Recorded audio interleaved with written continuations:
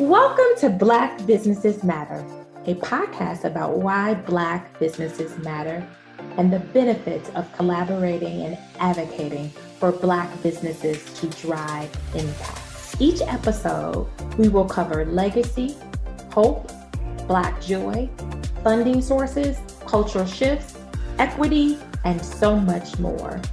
We will provide inspiration and action while spreading some joy to a thriving community of Black business owners and leading thought leaders. Black Business Matters podcast is produced by the L3 Agency, a culturally sensitive influencer marketing and communications firm in Chicago, where relationships are our currency, passion is our profit maker, and people are our bottom line. I'm Larvetta Lofton, your host and founder of the L3 Agency. Welcome to another episode of Black Businesses Matter. And I am delighted to have our next guest because I don't know about you, but the years that we've had, because now we're going into year 2 and potentially year 3, is all about mental wellness. And I don't know about you, but COVID all took us in a place mentally that probably caused a whole lot of depression and things like this. And so we have an amazing woman that I just found out. She and I went to an HBCU and we're part of the AUC Center. So we'll talk a little bit about that, but welcome to the show, Camesha Jones of Sista. And I like to say Sista Afya. It just makes me want to, and I love for you to make sure you say it too, but I love when you say Sista Afya, Community Mental Wellness, which is a social enterprise that provides low-cost mental wellness services that is specifically for Black women in Chicago, on the South Side of Chicago. And she is also the winner of the Southside Pitch for 2021. Welcome, Camesha. Thank you. Thank you for having me, Larvetta. And what school did you go to in the AZ? I went to Clark Atlanta. Oh, okay. Awesome. Yeah. I don't meet a lot of people from the AUC in Chicago, so I'm always delighted, when I find somebody. Well, Camesha, I got to put you in contact because I was just this past couple of weeks, some of my Spelman sisters, we all got together from, actually, I'm part of our Clark Atlanta alumni. And we were all together. But Camesha, are you originally from Chicago? No, I'm actually from the East Coast. So I'm from Maryland. So I'm from the DMV area. Yeah. Okay. What made you move to Chicago? Well, I moved here 8 years ago for graduate school. So I got my master's in social work at the University of Chicago. Mm-hmm. And so I just decided to stay after I graduated. And my family, my grandfather's side of the family are all from Illinois. So it definitely feels like a second home. But I'm an East Coast girl through and through. But, Chicago definitely has like a special place in my heart. But yeah, I'm not a born and raised Chicagoan, so don't count me out. I love it, but you are my AUC sister, and guess what? We both have some East Coast roots because I lived in the East Coast. I actually lived in New York for 2.5 years and then moved back to Chicago. So I just caught the bug in New York. My father's actually originally from from New York, from Brooklyn. And so we used to go there in the summer and I just loved New York and then moved there and then moved back to Chicago. So I love when the East Coast folks move to Chicago because it seems like more people leave us.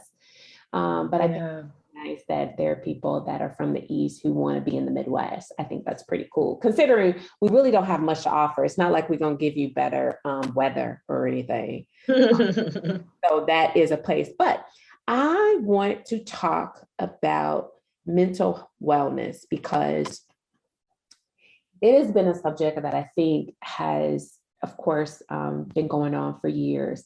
But the one thing before I go there, I want you to tell me, what does LCSW? I see it behind several therapists, but I want to know, I don't know that many people know what it means. So I'd like for you to tell the folks what it means. Sure, yeah. So a licensed clinical social worker is pretty much the highest licensure that you can get as a social worker to practice social work independently and to do clinical work independently. So, you know how you may have a licensed clinical psychologist. So the LCSW means that you completed your supervision hours, you've gained at least 2 to 3 years of experience, and you passed this ridiculous exam to get those letters behind your name. So pretty much anybody who has their LCSW has gone through the training and have secured the top licensure in the field. So, okay. Is that something when people are looking for a therapist, is that something they should be looking for? I think, that's a really good question. I think people just want help.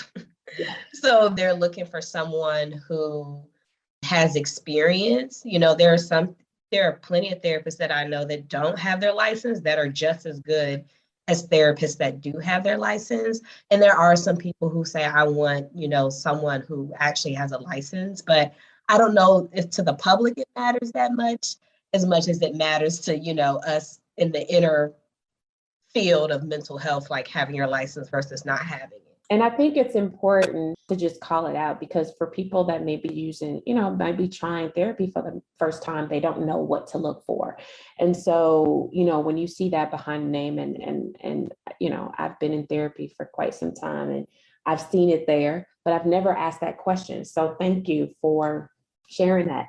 But let's dive into your journey to being the executive director of Sista Afya Community Mental Wellness that really concentrates on Black women in Chicago. Like, how did you get to this place of opening up this place with low cost mental health services in an area that we know is marginalized?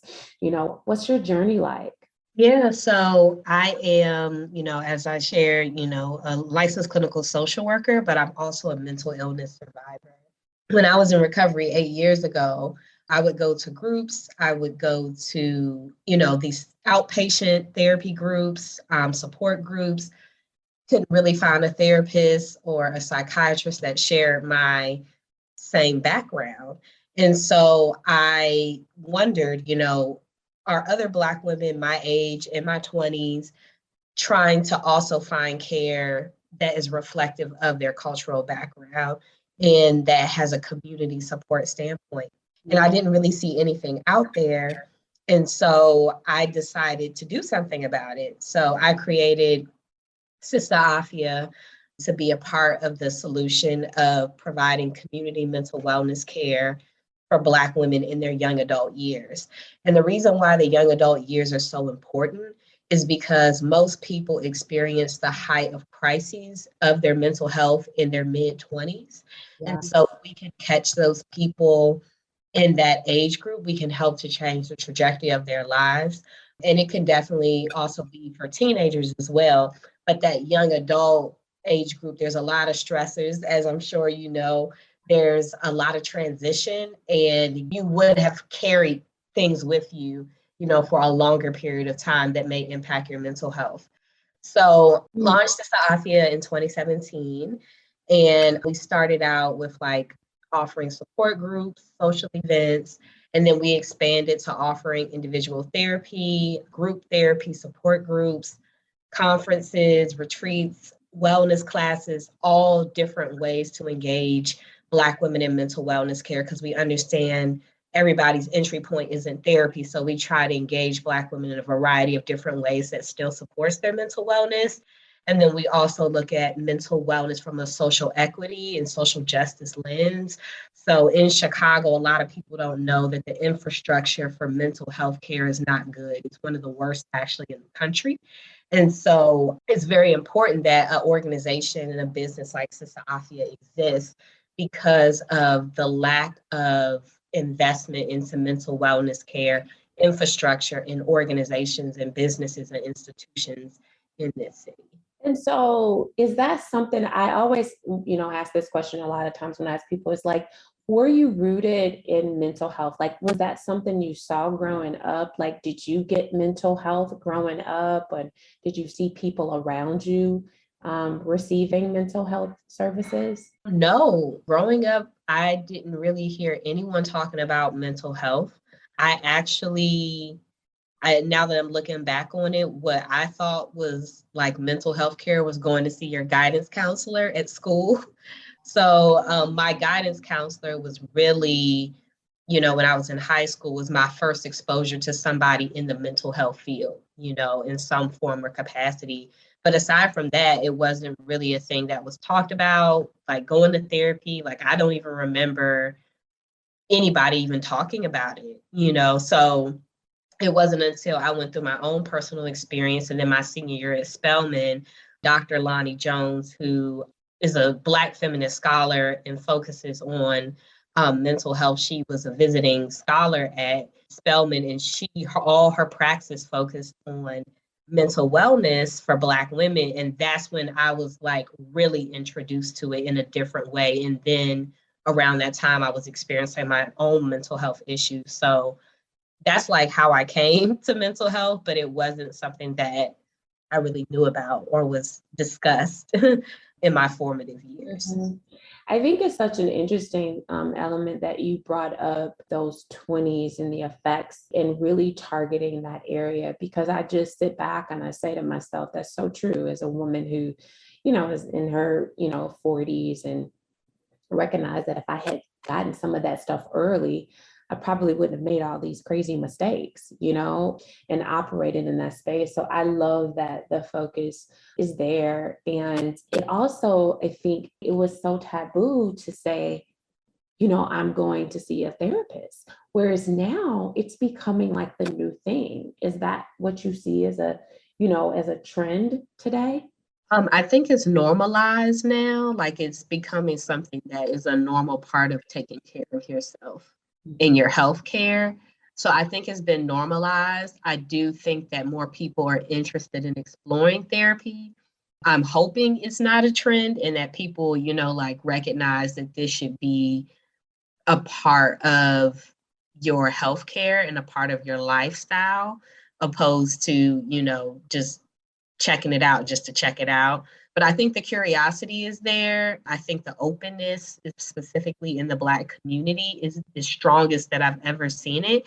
And to be honest, as Black Americans, like, we need therapy. Like especially if we think about Chicago and all the things that are going on that impact the Black community and specifically Black women, we can all benefit from having someone who is non-judgmental, who is supportive and caring, to hear our stories, to support us and to direct us to a lifestyle of healing. I think is so important. And I think that's why mental health is something that's talked about so much right now. Mhm. Do you find that people are coming on their own for mental health, or are they being kind of prescribed through a guidance counselor or through some kind of referral partner? Or are people really coming to your center on their own?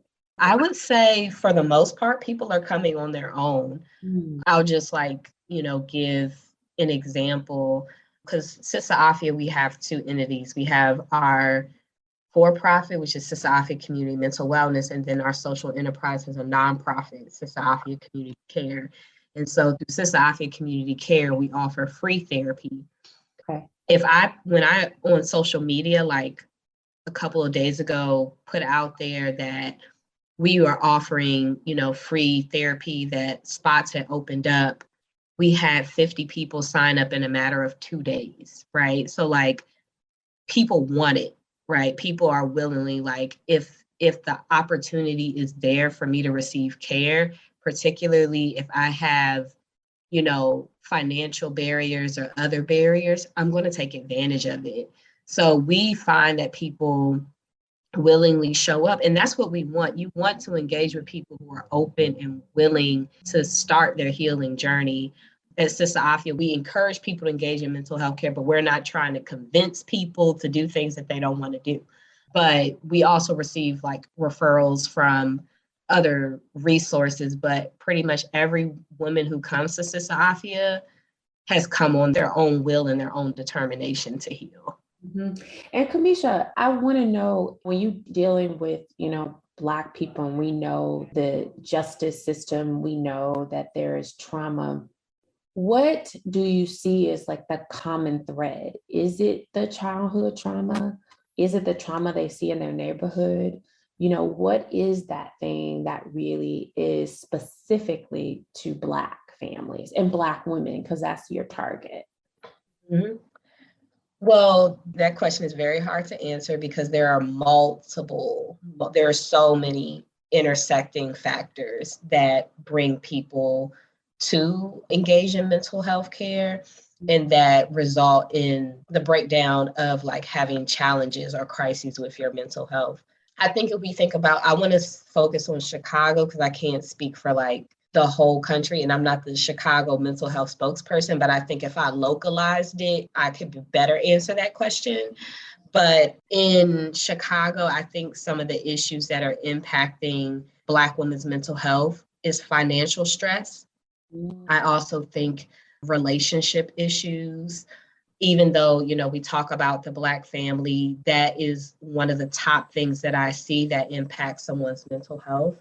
So whether there was a parent that was absent, a parent where there was a strained relationship, a parent who may have been on substances, almost every time I do an intake, most of the people have a background where that is present.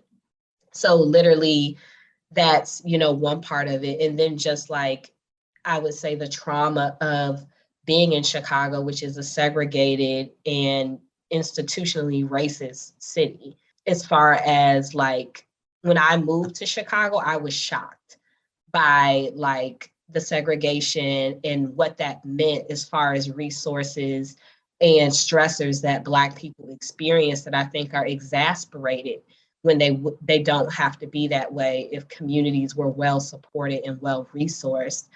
So I think that, and just a lack of mental health access and care and finding providers is also a factor as well. So I think there are so many different reasons, but in Chicago, what I found in the women that we work with is a lot of financial stress, career stress, relationship stressors, abuse, trauma histories, and family, early childhood issues, with family and generational trauma Mhm. as well. I asked that question, namely because, we're talking about why Black businesses matter. And sometimes we think it's all just one thing. And I'm so glad when you said it's multiple things. And I think sometimes that's what happens. We are caught within this one thing and we're not able to expand. And I just appreciate that you stating that because as a Black business owner who is making an impact, and you talk, and of course, you did bring up financial, how does that impact you? While you're making an impact, right? You are caring for others and helping them heal and become the whole people. How do you maintain your business and separate that because of you being a Black woman who is servicing the South Side of Chicago? Yeah. So one of the things that I've had since the beginning of my business is mentorship and coaching. So I've had that since I started my business. I graduated from Sunshine Enterprises Business Academy, which I highly recommend for anybody who wants to start a business in the city is to go through Sunshine's program because it literally changed my life and it helped to set me up in a really good path as a business owner. So having that mentorship and that coaching and that support is really, really important to being able to care for myself, but also care for my business. I will also say making intentional time to step away from the business. Most business owners are kind of in it every day. And it wasn't until maybe last year I was working maybe 6 days a week, weekends, just doing, working a lot with the business. And I got to a point where I said, I'm not working on weekends anymore. I'm Wow. not doing this. And so that was a part of my own self care and also setting a boundary as a business owner that that's one hat that I wear, but Camesha is a whole person. You know, I'm not Camesha, Sista Afya, Camesha, the business owner. I'm Camesha. And so I need to have some separation from my personal life, from whatever else I have going on in my business. And then also trying to create a culture within my business that focuses on like self-care as a clinician. So like offering days off or offering retreats or other ways to show appreciation to my staff and encouraging them, hey, if you don't want to work on weekends, you don't have to. You can create your own flexible schedule, things like that that can help someone to not feel constricted working for us, and that they can have flexibility and to be able to do their best work. So yeah, I don't know, did that answer your question? Yeah, it did. And it did in the sense of making sure that, we've talked about this in the past with other business owners, is really making time for yourself outside of the business. And I think that's so hard to do. And I find that for Black businesses, we just, for Black business owners, it's just grind, grind, grind. And as you were talking, we're reminded, I was just having a moment to myself, like I was having my own therapy session, like, just growing up with the grind, you just got to keep hustling and hustling. And then you recognize that, what, in this hustle, I don't even know who I am. And, I think it's important that you've learned that, because you said you learned that last year, and the business is how old again, Camesha? 4 years old. Right there I say is powerful, because I'm just reminded of business owners that have been in business for 20 years, and like myself, just now took Thanksgiving and didn't go to my computer, because I just grew up in this place of, you just got to keep hustling, you got to keep working. So I think it's important. Now, I really want to talk about collaboration in this space of Black businesses. While you are on the South Side of Chicago, which is predominantly Black, how do you, or maybe you don't, collaborate with other Black businesses to help advance your business? Yeah, so at Sista Afya, we collaborate a lot. And I would say we collaborate more so with different mental health practitioners, more so than maybe like a business that's not related to mental health.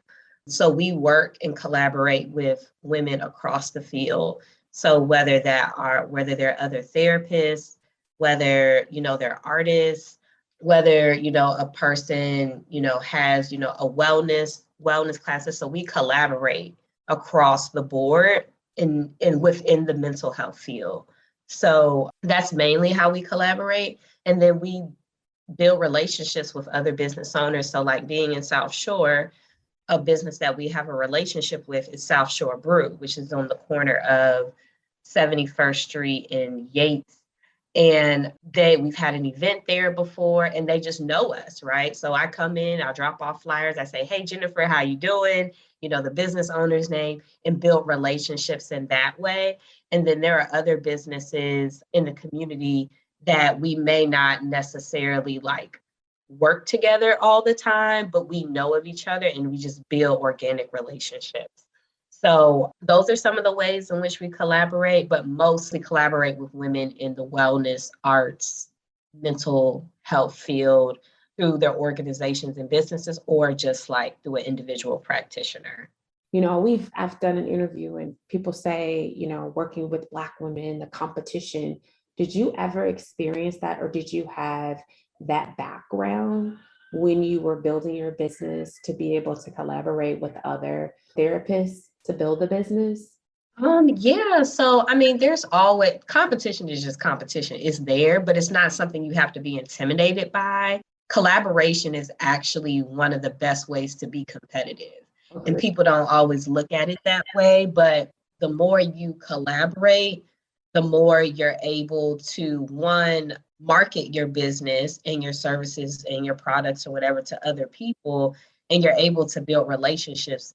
No one can survive just on their own island. Like, you need to collaborate and build other support. So, I mean, with Black women, there's always, competition or what have you, but I've never been someone who's been intimidated by that. I've actually reached out to business owners that I admire that are doing work that I think is better than myself and collaborated with them. Yeah. So I think, at least for myself, I very early on got out of that mentality of like competition is being, competing against one another in more of a, like looking at competition as something to be concerned about. I guess that's like. And Camesha, I love that you state that you're not intimidated by it. To share the same sentiment, I mean, there's competition everywhere, but I just believe that collaboration is just a far better tool to advance your business. Because at the end of the day, Camesha Jones is making an impact in the world. And that's part of the reason how I met you or I discovered you, is because you were pitching for the Southside Pitch. We were both one of the several businesses in Chicago who were pitching for, what was it, Camesha? I know you're the winner, $12,000. 8,000. 8,000. Okay. I wish it was 12, but it was 8. Well, maybe we're speaking something into existence. Maybe for 2022, it will be 8,000. But I, got wind of your business and what you were doing. And just for our audience, she was so amazing with her pitch.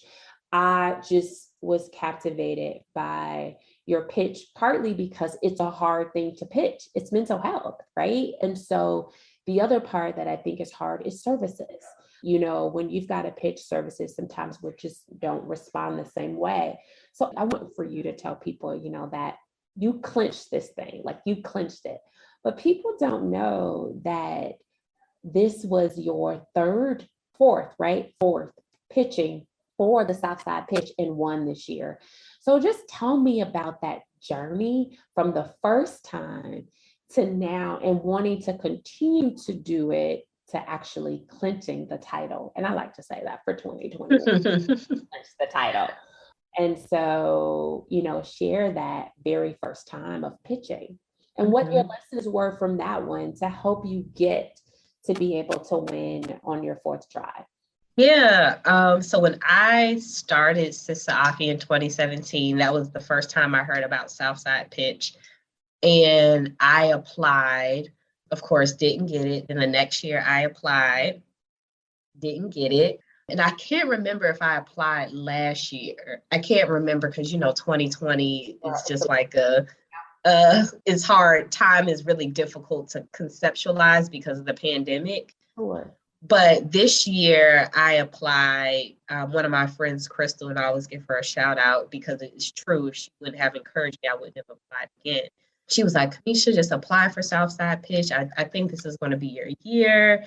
And I was like, no, I'm not applying again. I apply every year. I don't get it. And I just put my best foot forward and I applied again. And I felt like this year I had more to show than I ever had as to be competitive in that competition. And 2020 was a big year for our business. We grew exponentially, like with local recognition, national recognition, engagement. We also grew financially. Our revenue tripled last year, so I feel like I had more to show that like this is not just like a business that's making an impact in the lives of people, but this is actually a business that makes money, right? Because when we think about social services, we think about mental health, people think like you're not going to make any money. And so I feel like I had more to show this year. And, I was hoping to get to the last round. I was really very humble about it. I was like, I don't know if I'm gonna make it to the last round, but we're going to see. Because there was they had like this video voting that they had online. And then out of those videos, they chose who the finalists were going to be. Yep. So when I got that, that notification of like, you are a finalist in Southside Pitch, I was like so happy because, you think about where you started as a business when I applied. And then to now, I was just like really grateful. And I was like, you know what? If I go to this competition and if I don't walk away with anything, I'm just glad that I decided to do this even after not getting far, every single time. And then I came in there on the day of the pitch and my mindset was a little bit different. I was like, I'm walking away with something. I I was like, I was pretty much like, you clinched it, girl. You clinched it. You clinched the title. You were like, I got the title. I got this. I got this. I felt it. I felt it. I felt it. And when you walk in, there was I recorded you, and we actually shared it within our tribe, because I just believe that, there are people that are thriving. And I, of course, didn't know you prior to, but I'm so glad that you said, you know what, we were a mental social service company that tripled.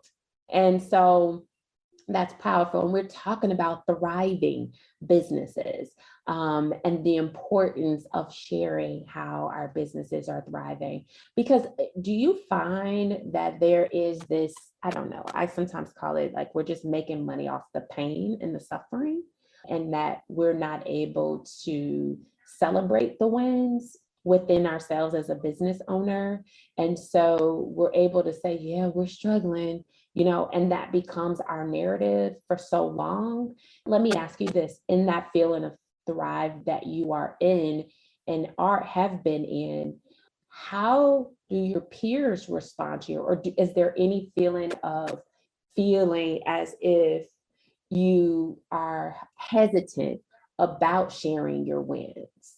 I think for me, it's a very interesting thing because I'm an introvert. And so I am like naturally kind of like a person who keeps to myself, a person who, I try to remain humble, especially because of like, I just try to like remain humble. And introvert is naturally, I'm also kind of shy as well. People don't know that when they meet me, but in my mind, I'm like, oh my God, I hope I say the right thing. I'm like naturally a shy person. I've just learned to be able to communicate and to be more bold because of having to put myself out there as a business owner. But I do sometimes I be having so many wins and I be like, ooh, do I need to tell them about another win? But then I say to myself, I deserve it. There are some days where, I'm doing things and I have to say to myself, you're doing a damn good job, Camesha. Yeah. Like, you're 30 years old, you're running two entities, you're running a nonprofit, you're running a for-profit that are both doing well, like you deserve to talk about, you deserve to talk your shit pretty much. You know what I'm saying? Like, so I go back and forth with that, with like remaining humble, still focusing on doing the work and not about getting the shine, but also like giving like God glory for how far I've come, because having a mental health condition, especially having the one that I have, people wouldn't think that like what's happening to me is possible, and so like I have to celebrate, where I'm at. But sometimes I do feel like, ooh, maybe I'm bragging too much, maybe I'm saying too much, but I deserve everything that I have right now, and I don't want to dumb that down. So say this, you deserve it all, because to this day, I'm going to say this, you clinched the title of the 2021 Southside competition. And that is how I'm going to open up, because I think it's just incredible that you stayed at it and that you continued. And the thing that you said was that I knew I would do it now because there was more stuff for me to talk about. And you could tell businesses during COVID, some businesses are thriving. A lot of Black businesses are thriving. And what has been your greatest struggle with maintaining a thriving business? Biggest struggle, managing growth and sustainability. Okay. I think growth is like we've grown just, in the last, really, we've grown over time, but in the last year and a half, we've grown a lot. And so like managing how do you grow your business with making it sustainable, because one of the things that can happen a lot to businesses is they may grow too fast and then the business isn't sustainable. So for me, and how I'm thinking is like, how do I scale up but make this sustainable, right? Like, how can I increase revenue that can continue to grow and be sustainable for years to come and not just 1 year, So those are some of the challenges that I've had. And I utilize resources like I'm applying to the Polsky Exchange Small Business Growth Program and different things like that to utilize resources. And that's a big thing that I say, like Chicago, there's so many resources and so many opportunities for business owners that I don't think people know about. And I'm just here soaking it all up. I apply for everything. If there's anything that I'm looking for, even if I don't have the means to pay for it, I will find a way. And that's my social work skills, being resourceful and connecting. So those are the things that I try to do to support that struggle. But that's the biggest thing. And then I will also say just like, meeting the community demand, because Sista Afya, we're not a big business. We have a team of less than 10 people. But when people see our business, they think it's huge. And so I have to tell people like, no, we're on a team of less than 10 people. We do a lot with a little, but we're not like this huge organization. So sometimes the demand, which is a good thing, you want customers to come back to your business or people to seek out your business. But sometimes people can get frustrated with us. They're like, wow, you all don't have any openings for therapy. I've been trying the last couple months, but it's because we don't have enough therapists on staff, right? Because it costs money to onboard a therapist. And then, all those things cost money. And so just dealing with the demand of mental health services is really, really, really high right now. And so I have to negotiate and be real with myself. Like, Sista Afya cannot serve all of Chicago. We cannot serve all of the Black women in Chicago. It's just literally not possible. So being okay with not trying to serve everybody and just doing the best work with the resources and the output and the people that we have, even if it's not what everybody wants or expects of us. So that's something else that's a struggle. You just dropped a gem, because when you say not to serve everybody, I think that is, marketing 101. Like, we have to find what is our niche and what is the thing that we do very well and for the community that we do well. And I think that's part of being very clear about who you are and who you serve. And when you said that, I'm just like, wow, because I think that people do go into business like, oh, we want to serve everybody. What? Like, why? Because if you just do the math on that, that's a lot of people, right? When you think about just out of Chicago. And I used to always say, if I can just get 1% of the Chicago population, I'm fine. So, and be able to live through that. So it's good that you recognize that while it's a struggle, you also know that it is also an opportunity for you to build that niche area. I do want to ask, and I think you somewhat said it throughout this interview, but just 3 tips. Like, if you were, you're relatively new in the business, and let me say this, relatively new does not mean that you cannot have a thriving business. And I think people realize, or I've learned, through the years, even doing this for 21 years, that I did it wrong for so long that I literally had to figure out, where do we find what works and stick with that. So I love for you to share just 3 tips that business owners currently and business owners, aspiring business owners, should really prepare for, at least in those first, 3 years or over the next 3 years. So the first thing that I'll say that I did mention throughout this interview, get a mentor or coaching, or go through a business training program. There are a lot of incubators in Chicago and honestly around the country, no matter where you're at, where they have small business associations, chambers of commerce.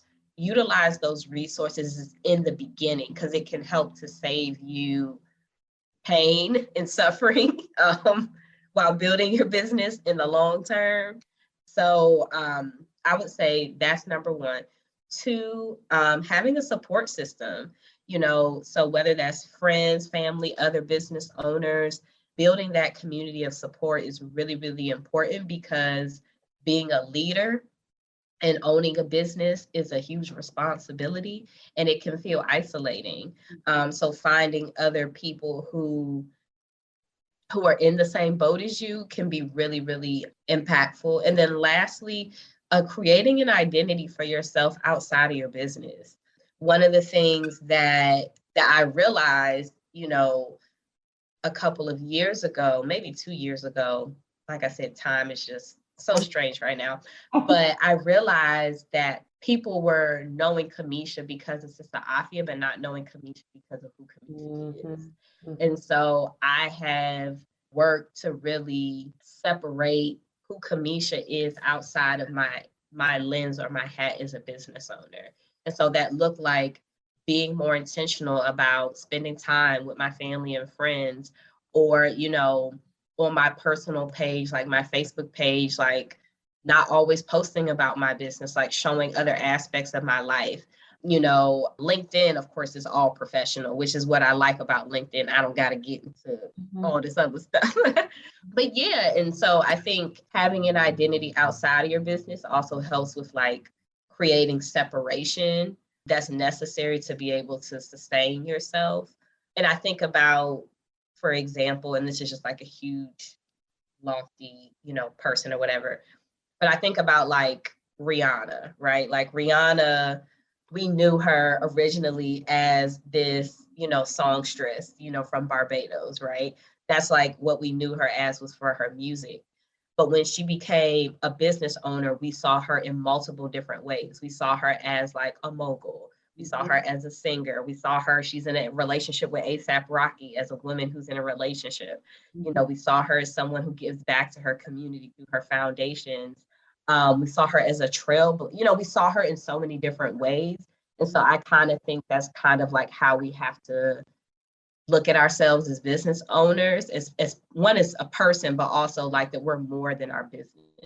So those are 3 tips. Oh my gosh. Like, I'm literally like, yes, sister. Yes. Talk to me, Camesha. Talk to me, because you were dropping gems. And I think it's so helpful. I did want to ask you this because I've been dying to ask this question, and I was supposed to ask it at the beginning.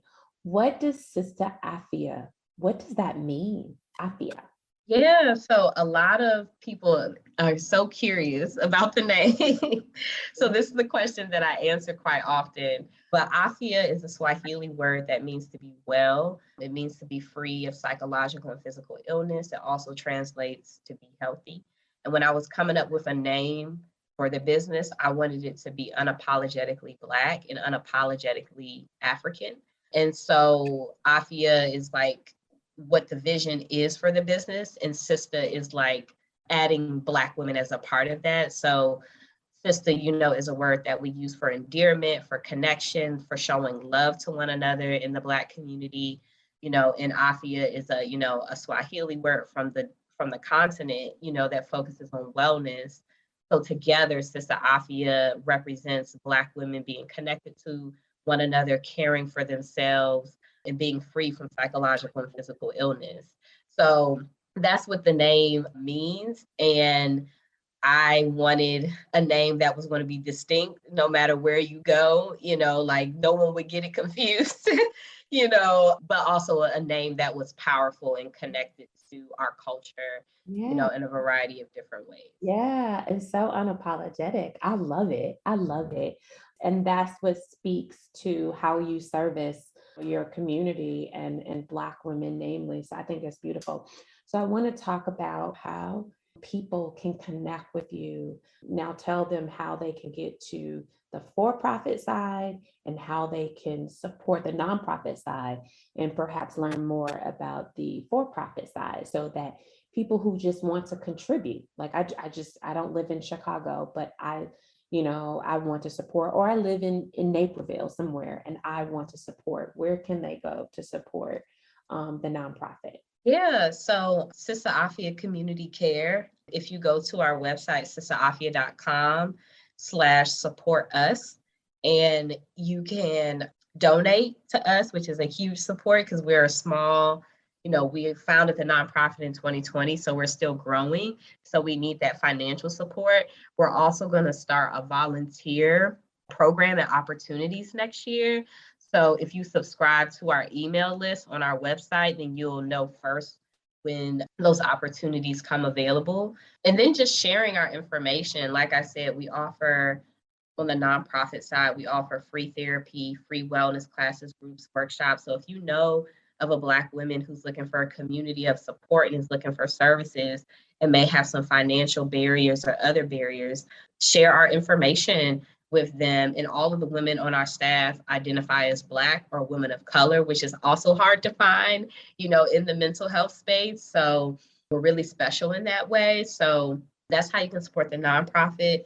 And then the for-profit, following us like on social media, sharing our information as well. If you want to be a referral source to send us, people who could benefit from therapy, that would be really helpful. And then just like I always say, just sharing our information, like even though we're in a social media age, I still believe in grassroots word of mouth. And so that is, really, really powerful as well. So those are just some different ways to support us. And then you can find us on Instagram and Facebook at Sista Afya, and that's spelled SISTAAFYA. And if you want to follow me personally on LinkedIn, it's just Camesha L. Jones. And I post maybe like 2 times a week. So I'm pretty active on LinkedIn. So you can follow me personally there. So yeah, those are some ways to stay connected to us. And I appreciate just the opportunity to just share Sista Afya on Black Businesses Matter and just to talk about like our journey. I appreciate this opportunity. And we so appreciate you. And the thing that I want to ask you is so funny because I ask this question with every guest, and I always find something in it for myself when people provide this. But our last question is, what brings you joy? Ooh, what brings me joy is honestly like building deeper connections with people in my life. Like I'm thinking about like my grandparents right now, like they're in their 80s. And I just learn like so much from them, like just their wisdom. And that is one of the most things that brings me joy is that the people in my life, my family specifically, my friends as well, but really my family, like being with them, spending as much time with them as possible and just learning from them. Even my little brother who's 17, like, being able to learn from them is something that brings me joy because I believe family is so important. And I think in our community, our families have endured things that maybe families in other communities haven't. And so that family roots, family connections, family values are so important and is vital for my well-being. So that's something like really brings me joy. That's beautiful, Camesha. Just for the sake of making sure that people know, can you give your website and spell it for us so we can make sure that people know how to find you and know how to spell it? Yes, it's www.sistafya.com. And I also want to say, where is your center located in Chicago on the South Side? We're located in South Shore on the corner of 71st Street and Constance. So if you ever want to come by, we're in the office on Tuesdays and Thursdays. And if you ever want to come by, Larvetta, let us know. We'd love to welcome you to our space. Oh, I would love to come by. I would, because I literally had to say I wanted to come by because I said it to a good friend. I love the Southside Brew on the corner. And then I think about you. So you two are the 2 businesses that I think about literally when I say the South Shore, because I don't get out. Well, again, COVID has us all kind of messed up in our heads, and I'm ready to get out more and explore and go to businesses because that's what I enjoy, going into Black businesses and feeling the love. So I will be there, Camesha. You better believe that. I will definitely be there. So ladies and gentlemen, thank you all for listening to another episode. This has been such a precious interview because it is something that Black business owners need. And she is providing that for Black women, but obviously at a low cost for those that are unable to afford, but believe that they still want or still need the help that they need. So I'm just going to do this one more time. Your Instagram and Facebook is at Sista Afya. I just want to make sure everybody can find you. LinkedIn, Camesha L. Jones. She is on LinkedIn. So if you want to connect with her, please connect with her. If you want to support her, make a donation. If you want to offer offer your time, volunteer. Maybe you are a retired therapist and you want to support. What about that, Camesha? If you're retired and you want to support, is that something that people can volunteer their time? Is that even an option, Camesha, if somebody? Yeah, absolutely. And even joining, we're recruiting for board members for our board of directors. So we would love, some people who are retired and have some time and want to pour into the organization. So, yep. Yay. So definitely support our sister as she is caring for sisters on the South Side of Chicago. And she clinched the title of the 2021 Southside Pitch winner. Celebrate her, shoot her a message and tell her that she is amazing because she is a bad, you know the rest. Thank you guys for tuning in for another episode of Black Businesses Matter. We hope to see you soon.